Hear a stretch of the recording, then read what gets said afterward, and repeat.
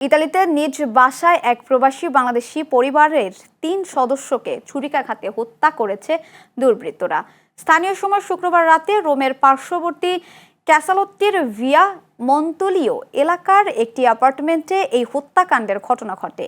নিহতরা হলেন নোয়াখালীর কোম্পানীগঞ্জ উপজেলার চরকাকড়া ইউনিয়নের সিরাজুল ইসলামের ছেলে কামাল উদ্দিন বাবুল, তার স্ত্রী আরজু বেগম এবং তাদের ৫ বছর বয়সী মেয়ে আরওয়া ইসলাম আরিশা। এ ঘটনায় কামাল উদ্দিনের ২০ বছর বয়সী ছেলে আমির হোসেন অয়নও গুরুতর আহত হয়েছেন। তাকে উদ্ধার করে স্থানীয় হাসপাতালে ভর্তি করা হয়েছে। তার অবস্থাও আশঙ্কাজনক বলে জানা গেছে। স্বজনরা জানান, রাতে কয়েকজন দুর্বৃত্ত বাবুলের ফ্ল্যাটে প্রবেশ করে। তারা বাবুল, তার স্ত্রী ও শিশু কন্যাকে এলোপাতাড়ি ছুরিকাঘাত করে।